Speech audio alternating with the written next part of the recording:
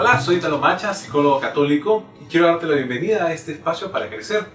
El día de hoy vamos a darte algunas recomendaciones que uno tiene que tener en cuenta cuando decide ir al psicólogo, cuando decide pasar por un servicio de psicología. Muchas personas van a poder decirle a otra, oye, ¿sabes qué? Anda al psicólogo. Creo que necesitas un psicólogo. Pero ¿cuándo verdaderamente yo necesito pasar por un servicio de psicología? Y lo segundo, ¿qué cosa yo, si nunca he ido a un servicio psicológico, tengo que esperar de un psicólogo? Todo eso vamos a ver en este video. El primer elemento a tener en cuenta es el consultorio, la disposición del lugar en el cual vas a ingresar. Muchas veces las personas recién cuando ingresan en el consultorio se dan cuenta de la disposición. Si es que hay un sillón, si es que hay sillas, si es que hay un escritorio, si es que el terapeuta está muy distante del consultante y por lo tanto marcando una diferencia, si es que el consultante está en un sillón medio tenso y el terapeuta está en un sitio muy cómodo. Entonces ahí ese tipo de diferencias, sobre todo las disposiciones que hay en el consultorio, por ejemplo, si no hay agua, si no hay Kleenex, a veces puede ser un poco complicado. Lo más importante dentro de las disposiciones del consultorio es que siempre el consultorio es un lugar de escucha y por lo tanto uno tiene que sentirse profundamente seguro que lo que va a decir en ese lugar verdaderamente no salga de ese lugar, que sea un lugar seguro en la escucha.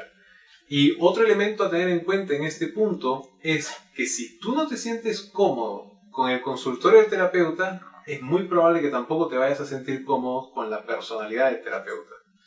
Un segundo elemento es el motivo de consulta. Es poder hacer que tú practiques un poco, no se llama tanto practicar, sino es que clarifiques un poquito por qué tú vas a consulta psicológica. Por ejemplo, cuando yo tomo la decisión de ir a consulta psicológica, lo hago porque tengo algún tipo de problema emocional, algún tipo de problema conductual, algún tipo de problema social, en el cual yo necesito que un profesional de salud mental me ayude a procesar las cosas que estoy viviendo, sean cognitivas, emocionales o conductuales, o que me ayude a poder desarrollar recursos.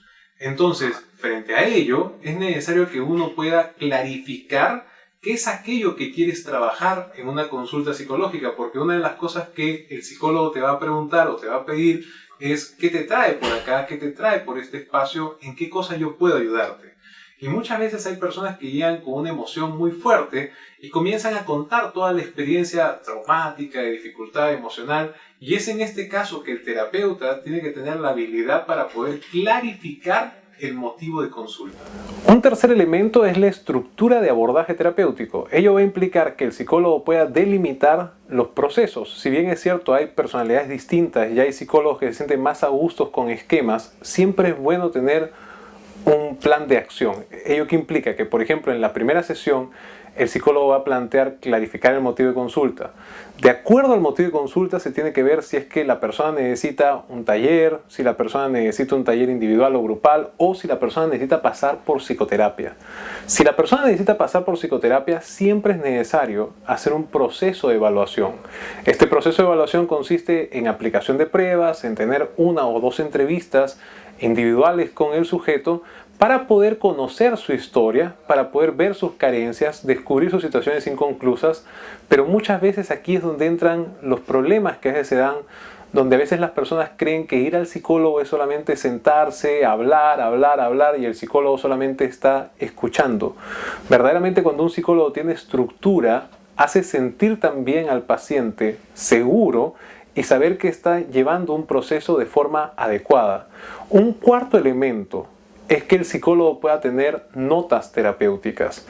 Y cuando hablo de notas terapéuticas, implica tener una historia clínica de cada consultante, una historia clínica, y también que sesión a sesión él tome notas. Hay formas de tomar notas. La primera es tomarlas en el momento y la segunda es tomarlas después de la sesión. Pero esos dos elementos, la estructura y también las notas terapéuticas, son vitales tener en cuenta para que el terapeuta pueda tener una buena memoria y también llevar de forma adecuada tu caso. Como quinto elemento, es vital que tú te sientas cómodo, cómoda con el enfoque terapéutico. Por ejemplo, nosotros dentro de nuestra empresa tenemos un enfoque psicológico que está dentro del campo humanista, pero que nosotros somos católicos. Entonces, la perspectiva dentro de nuestra moral, la moral cristiana, también es una perspectiva que podemos nosotros observar el peso del pecado sobre una persona, la recomendación de poder pasar por una asistencia espiritual, por pasar por una adecuada confesión sacramental que permita la liberación del pecado del alma. Hay personas, por ejemplo, que basta que yo diga algo de eso y lo van a sentir como una locura. Entonces, uno tiene que sentirse cómodo con ese enfoque. Hay otras personas, por ejemplo, que son de la iglesia y que nuestro trabajo va hacia personas que militan en la iglesia, que incluso pueden sentir que es parte de una respuesta de Dios y es parte de una respuesta de Dios a la vida de la iglesia. Entonces, mucho va a depender de qué tanto yo me siento cómodo con el enfoque del terapeuta. Pero así como el terapeuta tiene que aceptar incondicionalmente al paciente, también el paciente debe aceptar al terapeuta. Y es ahí donde se da en ese vínculo la sanación. Y el último punto a tener en cuenta es algo que a veces a algunos les cuesta mucho, que es el tema de las boletas de venta y los recibos por honorarios.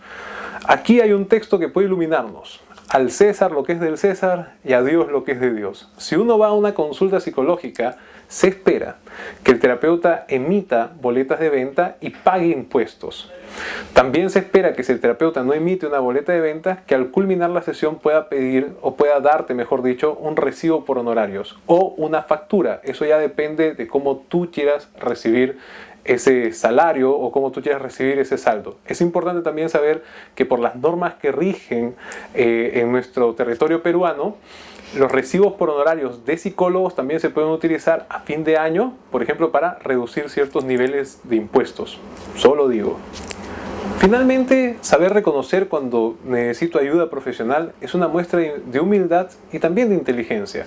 Hoy estamos en el día a día en una situación y en una sociedad que a veces es muy tensa, es muy estresante, y el pedir ayuda profesional muchas veces es un alivio y un bálsamo de ir con una persona que te pueda ayudar a desarrollar recursos para enfrentar la vida.